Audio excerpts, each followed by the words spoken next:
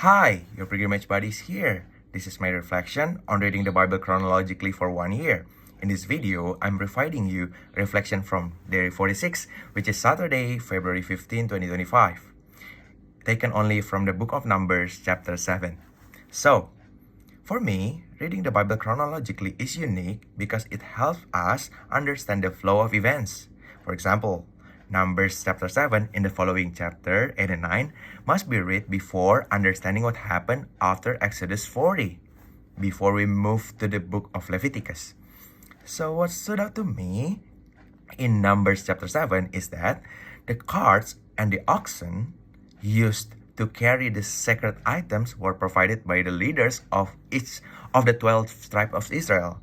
2 carts were given by for the descendant of Gerson, 4 carts for the descendants of Merari, and the descendants of Kohath were carrying the task of carry the Ark of Covenant. So this is like just another celebration where everything they gave were served under the function of celebration. So each leader, each day, taking turn to offer their suffering. That's why their celebration is lasted for 12 days. They gave everything from 21 animals, and then the containers for the small offerings. And then the order started from Judah until Naphtali.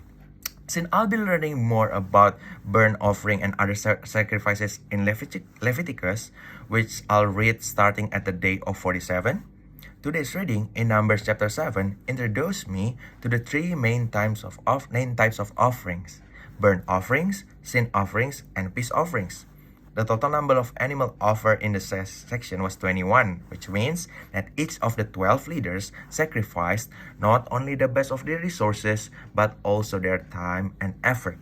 They personally make sure that the offerings would be on the highest quality.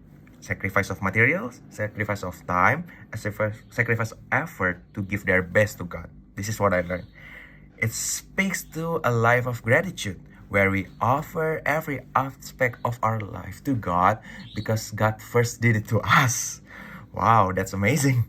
So, for me, who has been trying to connect the story of Genesis with Exodus, Leviticus, and now Numbers, I see that God's plan to bring about the descendant of Eve who would crush the serpent's head is still unfolding. In today's passage, I noticed the mention of Nason, the leader of the tribe of Judah. Nason was the great grandfather of Boaz, who appears in the book of Ruth and is a direct ancestor of King David. So, God's plan doesn't stop. It continues through generations. Even leadership is part of his plan, as Nashon was the leader of Judah during Moses' time. And tribe of Judah made a significant role in God's unfolding stories. Finally, God reveals where he would appear to Moses when Moses entered the Holy of Holies room to speak with God, from the voice coming between the two cherubim up on the top of the Ark of Covenant. So the offerings were signs of obedience, a deep desire to live in holiness, and the best way of maintaining a relationship. So what I learned is this: that offering, the first part, without relationship, is like bribing God for personal gain.